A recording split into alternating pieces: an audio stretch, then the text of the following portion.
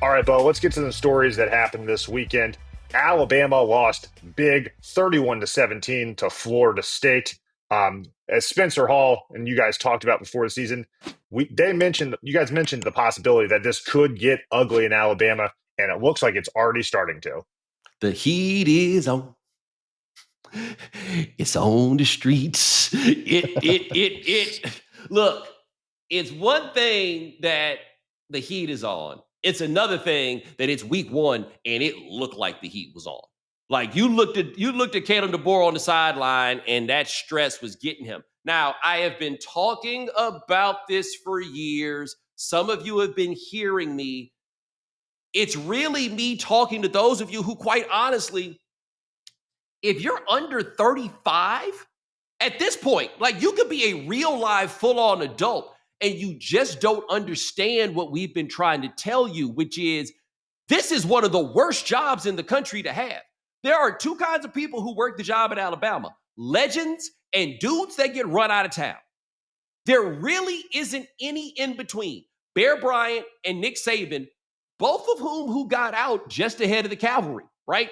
Like if Nick Saban was about to have, they went 10-2, I think, his last year. If he had gone through and had a 9-3, losing in the Rose Bowl to Michigan. Yeah, but if they had a 9-3 last year with Nick Saban, it has sounded just about the same. There is no equity. There is no goodwill. Win forever. That is what you've got here, all right? And so DeBoer, who it's a job you have to take, right? You get offered that job, you take it. But he went from working one of the most underrated jobs in America, which is the job at Washington, which is a job where we've seen a lot of coaches win a lot of games at Washington. We saw Don James do it. I mean, we saw Jim Lambright do it after him. We saw Rick Neuheisel do it. We saw Kalen DeBoer do it, right? Chris Peterson. Yeah, Chris Peterson, right. We've seen a lot of guys win a lot of games there because you have access to a lot of talent, because Washington is the one city job that is it's the one city school that is not a city school, right? They are in Seattle in a real live city, but it still feels like you're going to college, right? Like there's a difference between Washington and, say, the University of Houston, the University of Memphis, even Georgia Tech, which has the academic restrictions, even Miami, where you're like, oh man, we're competing for attention in this city. That's not how it works there at Washington, right? They got a 70,000 seat stadium that they fill up. That's beautiful. All of these things. And he went down here to this place, the only school that expects a national championship every year. That's where you went. And we're seeing it, man. We are seeing it. We're hearing the rumblings come out that the discipline level with the players ain't quite what it needs to be. They just lost. And honestly, they look soft. They looked soft. They look soft. They just lost to a team that went 2-10 last year. They had to go get not just the quarterback from Boston College, a quarterback that got benched at Boston College. And he stood up in the offseason and said, Nick Saban can't save y'all. I don't see how they gonna stop me. And neither did we. We did not see them stop him. Hey, guys.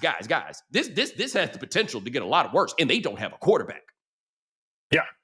That to me about DeBoer is shocking. I don't know how you wound up, especially in this day and age where you just got to go spend the money and get a quarterback. I don't see how you ended up with his this old guy. OC. He brought back Grubb. These guys are, have been together forever. And,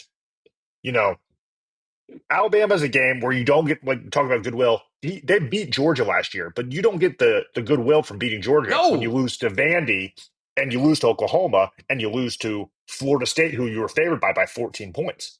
Yes. Hey, let's look this up. All right. We got this stat. I'm sure you guys have seen it, but it's been around. This is from Brett McMurphy. When favored by more than 14 points, Nick Saban was 131-2. Kalen DeBoer is 4-4. Hey, let me tell you this right now. He's not going to get fired, okay? It'll cost $70 million to get him out of there per the buyout, right? He's basically like a tenured professor. And if you've listened to this show, you've heard me talk about what they do to tenured professors. They figure out how to make them quit. And what Alabama will be hoping for, in all likelihood, at the end of this season, is that someone offers that man a job. someone a little closer to home from him looks around and says, well, how'd you like to come here? And he jumps on the first thing smoking. Because of those post-Bryant, pre-Saban coaches, Ray Perkins was not fired. He quit. Bill Curry was basically fired, but officially he quit after going 10-2, by the way. Okay? Dennis Franchione quit. Got out of there on the first thing smoking. They ran Gene Stallings out of that job. I'm just telling you, Alabama does not typically have to fire these guys. Like many of these jobs, Ryan Day at Ohio State, for example, people are like, oh, it's a hot seat for Ryan Day. No. It's not a hot seat in the sense that they're going to toss him out of it. It's a hot seat in the sense that it's going to be very inconvenient for him if he loses to Michigan again, but they're not going to fire him from that. They don't do that. Alabama's the job where they get you out of here for this stuff, right? Yeah, but again, they'll make your life miserable.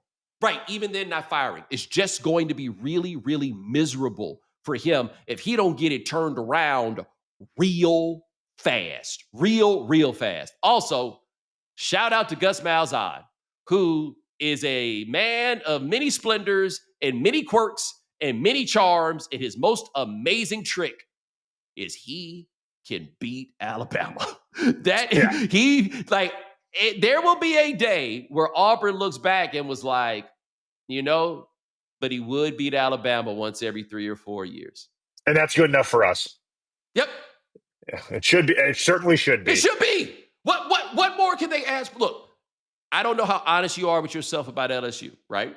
But the truth is, but LSU is a consistent 9.5 win program that occasionally can win a national championship.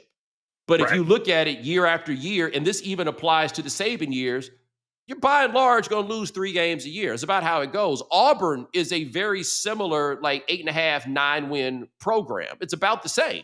But every now and then, everything can line up right, and you're playing for a national championship with Nick Marshall. But if you beat Alabama every 3 years or so, everybody's going to be happy. Just throwing it out there.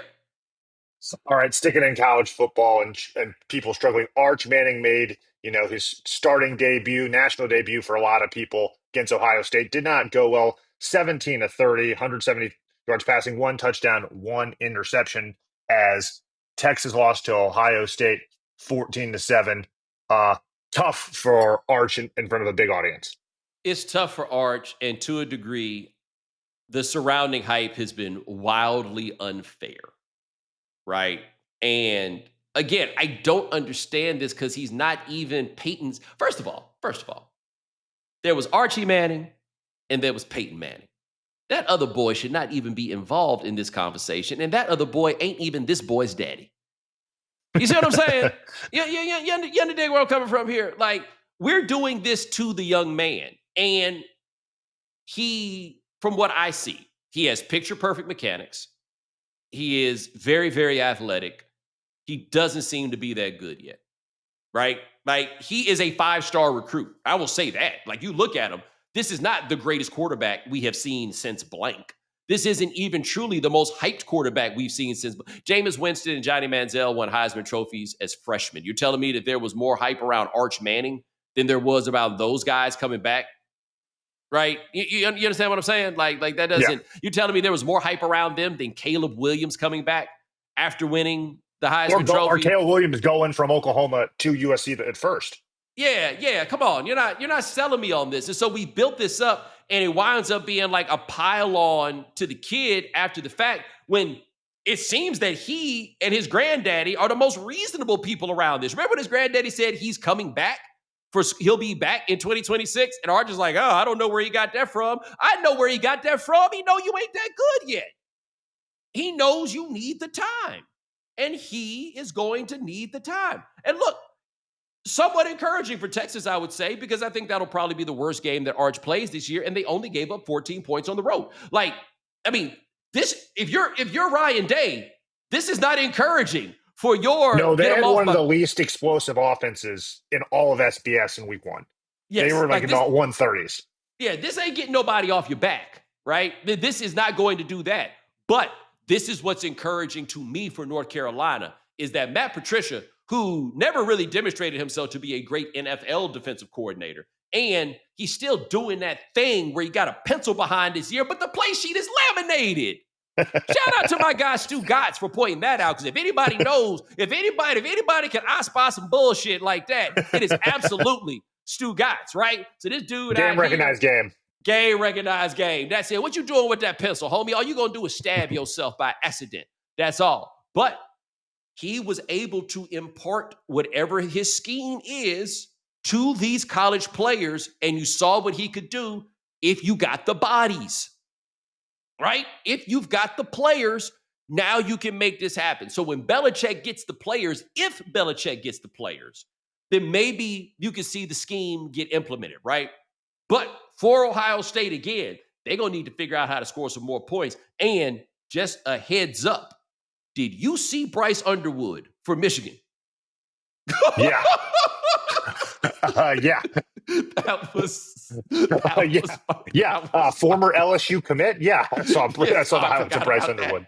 I forgot about that part. Yeah. My man, Big George Foster, he put a couple clips up on the internet of Underwood because I hadn't seen him, and I was like, oh my goodness, that right there is going to be a problem for 3 years. You know who another one of those everybody. who had some highlights? You know who on Sunday, they played Sunday afternoon, so I don't know if a lot of people saw it. But Sellers, yeah, oh man, Sellers looks like an old school, excellent college quarterback. I don't know how good he's going to be in the NFL, but he looks really big, really strong, fast enough, and plays in South Carolina.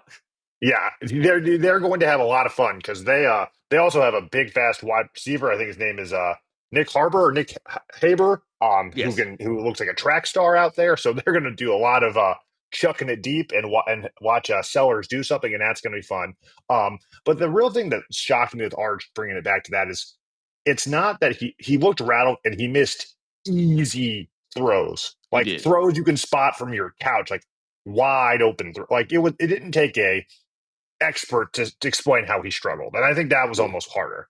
I agree with you, but the thing I would say for him, it was a point that I tried to make about Caitlin Clark last year, and it's going to be really germane to her next year, as this year has been injury filled and all of this. Stop trying to give it to these people before they actually do anything, right? Like, you can acknowledge they're a big deal, you can acknowledge the level of interest around them, but the truth is, where this gets to be interesting and what makes you truly love and respect these figures is what they do when it gets hard, right? And like, maybe some of you don't remember Peyton Manning's time at Tennessee, where he lost to Florida 4 years in a row. Went to the Orange Bowl his senior year against Nebraska and got their doors blown off. It ain't always easy, man. Like, there are things to overcome. There are things that you got to push through. And it will be more gratifying as a viewing experience and for you as fans if you watch Arch go through the struggle to then get to the other side. And right now, it's the struggle part. So let's see how he responds to that struggle, because that's going to be the real test of whether he is what you say he is, not how easy it looked in week 1.